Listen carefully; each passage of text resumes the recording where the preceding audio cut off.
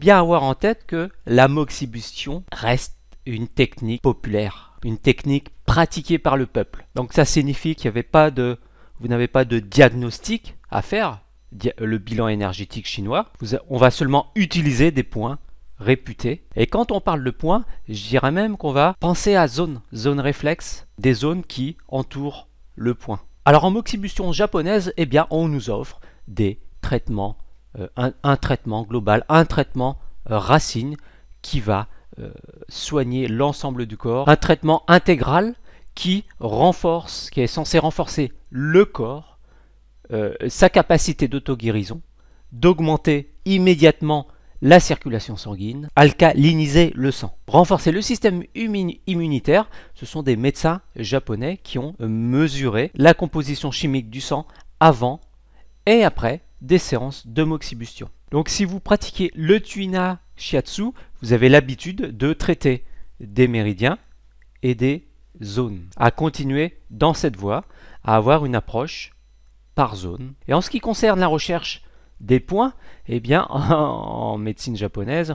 on a plutôt tendance à oublier la localisation classique, on oublie les livres et on cherche par la palpation, beaucoup de palpation, et on travaille sur des points qui sont douloureux à la pression, des points qui présentent une anomalie du tissu, des points qui présentent par exemple une induration ou un aspect un peu bizarroïde, un aspect qui révèle une lésion, comme une texture spongieuse par exemple. Alors parmi les points d'acupuncture que vous connaissez, qui étaient réputés, qui sont conseillés, c'était le Vessi 43, un gros point de tonification du corps entre les omoplates, ici, et le nombril. Et souvent on utilisait en fait des points hors méridien.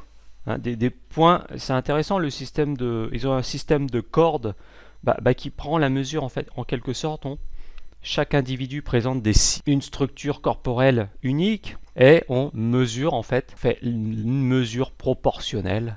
Vous voyez ici sur le sacrum, eh bien, on fait un petit peu de la géométrie pour déterminer les points à traiter. Et normalement tous ces points doivent être vivants, c'est-à-dire quand on appuie dessus, le patient doit ressentir une douleur, une sensation désagréable à la pression, voire une induration sous le tissu. Et donc ça, c'est un traitement racine intégral qui est proposé sur le sacrum. Moi, j'ai plutôt une approche globale, c'est-à-dire que vous pouvez réchauffer l'ensemble du sacrum, par exemple avec le bambou chaud que j'utilise, ou aller, eh bien, on met souvent des cônes de moxa sur ces différents points du sacrum. Moi, je vais chercher, je sélectionne 2 points, ici et ici, à la palpation, et ensuite vous allez chauffer, par exemple, ces 2 points.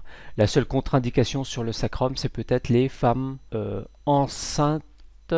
Ouais, faire attention. Et les points classiques, estomac 36, vessie 23, les points choux, Dumai 14, Dumai 12, donc le estomac 36, hein, le classique. Le milieu de l'estomac, Chenmai 12, et à mi-distance entre l'appendice du sternum, l'appendice xiphoïde et le nombril, point de longévité, de tonification. Celui-là, c'est triple réchauffeur 4 pour les maladies chroniques à utiliser, voilà, près de l'articulation du poignet. Et tous les points choux. Ici, méridien, point chou de la rate au niveau de la dorsale numéro 11. Dumai 14, c'est la vertèbre, la grosse vertèbre. Et sous le nombril, en fait, on trace un triangle. C'est ce qu'on appelle le triangle de la moxibustion. Donc c'est une zone, point hors méridien, je dirais que c'est une zone qui est réservée spécialement à la moxibustion. Et bien sûr, chauffer la plante des pieds à volonté. Alors moi, ce que je vous propose, c'est d'aller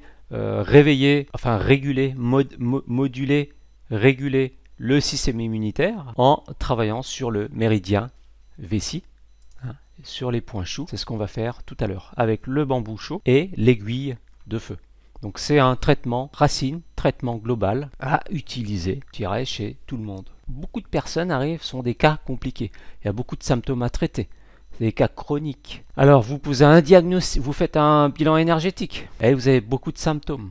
Alors on a tendance à vouloir un petit peu effacer tous les symptômes pendant une séance. Alors souvent quand c'est trop compliqué, moi j'aime appliquer un traitement intégral sur le dos ou sur l'abdomen. Au Japon ou en Corée, on aime bien ce qu'on appelle réveiller le système immunitaire en travaillant sur, par exemple, le méridien vessie. Et pour obtenir de bons résultats, la durée de la moxibustion doit être longue. C'est comme le Qigong ou la méditation. Mieux vaut méditer 5 minutes chaque jour qu'une heure d'un seul coup, une fois de temps en temps. Donc n'hésitez pas à donner aux patients des mini-moxa adhésifs, j'en ai déjà parlé, des mini-moxa adhésifs que vous allez coller sur différents points que vous allez proposer. À la fin de chaque séance, vous proposez par exemple sur estomac 36 ou sur la plante des pieds, et bien chaque jour, demandez au patient d'appliquer 3 moxa adhésifs sur chaque point, sur 1 ou 2 points. Estomac 36 droite et gauche, donc on a déjà 2 points. Donc ça suffit. Donc 3 moxa adhésifs sur estomac 36 à droite et à gauche. Donc ça nous fait 6 moxa sur les 2 points. Et vous proposez régulièrement, vous pouvez changer les points.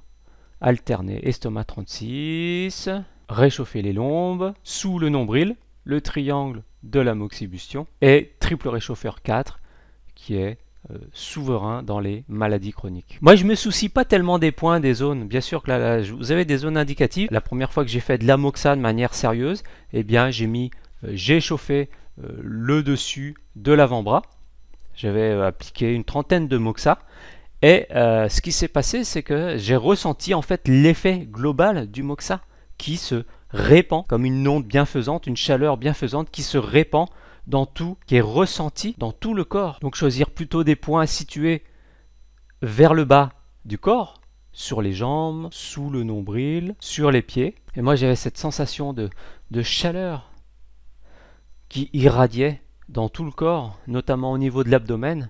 J'avais l'impression d'avoir un radiateur, comme une bouillotte qui s'était formée sur l'abdomen. Donc ça démontre l'effet global, ça peut vraiment démontrer, ça démontre la puissance du moxa, qui va tonifier en fait les zones faibles du corps. Le corps instinctivement va profiter de l'apport de chi du moxa pour aller tonifier ces zones qui sont fragiles et aider à la bonne circulation de l'énergie dans tout le corps.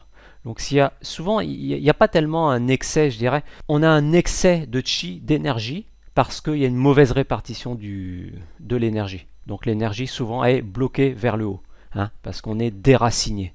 Déraciné, on n'a plus les pieds sur terre, et on est trop dans les pensées, donc l'énergie stagne en haut du corps. Et il y a ce problème d'énergie qu'on voudrait répartir de manière beaucoup plus convenable dans le corps, notamment faire descendre cette énergie vers les pieds. On dit qu'en médecine chinoise, la santé parfaite, c'est les pieds chauds et la tête et le front qui est frais.